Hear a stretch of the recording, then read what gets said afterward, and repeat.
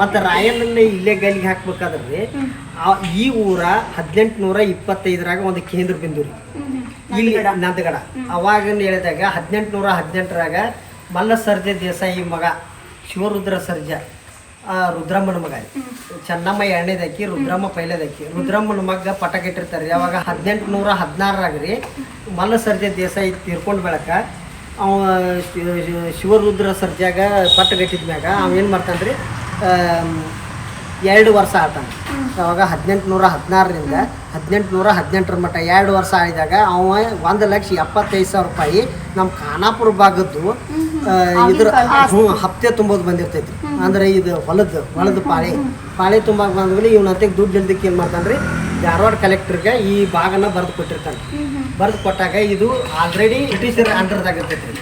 ಅಂಡರ್ದಾಗಿದ್ದಾಗ 1824 ಏನಾಗ್ಬಿಡ್ತದೆ ರೀ ಫಸ್ಟ್ ನೇ ಯುದ್ಧದೊಳಗೆ ನಮ್ಮವ್ರ ಕಿತ್ತೂರು ಸೈನಿಕರು ಗೆಲ್ತಾರೆ ಫಸ್ಟ್ನೇ ಯುದ್ಧದೊಳಗೆ.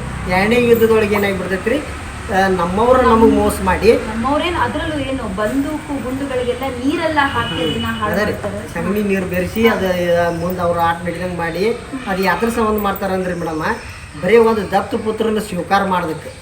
ಅಂದ್ರೆ ಈಗ ನಮ್ಮ ನಿಗನಾ ಯಂಕನಗೌಡರು ಮತ್ತು ಕೊದಾಂಪುರ ನಿಂಗನಗೌಡ್ರ ಮಗನ್ನ ಅವ್ರು ದತ್ತು ಪುತ್ರ ಅಂತ ಸ್ವೀಕಾರ ಮಾಡೋದಕ್ಕೆ. ಸ್ವೀಕಾರ ಯಾಕೆ ಮಾಡಲಿಲ್ಲ ಅಂದ್ರೆ ಅವರು ಬ್ರಿಟಿಷರಿಗೆ ಮಾಡಿ ಕೈ ಜೋಡಿಸ್ತಾರೋ ಅನ್ನೋದನ್ನ ಚೆನ್ನಮ್ಮಗೆ ಗುರುತಾಗಿ ಚೆನ್ನಮ್ಮ ಏನು ಮಾಡ್ತಾಳೋ ಅವ್ರನ್ನ ಸ್ವಲ್ಪ ಹ್ಞೂ ರೀ ನಿಮ್ಮ ಇದನ್ನು ಬೇಡ, ನಿಮ್ಮ ಎಂಬಾಟ್ ನಮ್ಮದು ಒಡನಾಟ ಬೇಡ ಅಂತೇಳಿ ಅವ್ರನ್ನ ದೂರಿಟ್ಟು ಮಾಸಮಡ್ಡಿ ಗೌಡ್ರ ಮಗನ ತೊಗೊಂಡು ಬಂದು 12 ವರ್ಷದ ಹುಡುಗನ ತೊಗೊಂಡ್ಬಂದು ಶಿವಾಸನ ಏರಿಸಿ ಅವಾಗ ಪಟ್ಟ ಕಟ್ತಾರೆ ರೀ. ಪಟ್ಟ ಕಟ್ಟಿದ ಮೇಲೆ ಅವಾಗ ಅದ ಒಂದು ಸೇಡನ್ನು ಮನಸ್ಸಿನಲ್ಲಿ ಇಟ್ಟುಕೊಂಡು ಅವ್ರು ಏನು ಮಾಡಿಬಿಡ್ತಾರೆ ರೀ ಇದನ್ನು ಹೆಂಗಾರ ಮಾಡಿ ಕಿತ್ತೂರು ಸಂಸ್ಥಾನ ಹಾಳು ಮಾಡಬೇಕು ಅಂತೇಳಿ ನಿಗನಾ ಯಂಕನಗೌಡರು ಮತ್ತು ಕೊದಾಂಪುರ ನಿಂಗನಗೌಡರು ಪ್ಲ್ಯಾನಿಂಗ್ ಮಾಡಿ ಬ್ರಿಟಿಷರ ಕಡೆಯಿಂದ ಕೈ ಜೋಡಿಸಿ ಅದನ್ನು 2ನೇ ಯುದ್ಧದೊಳಗೆ ಚೆನ್ನಮ್ಮ ಅರೆಸ್ಟ್ ಆಗುವಂಥ ಪೊಸಿಷನ್ ತಗೊಂಬರ್ತಾರೆ.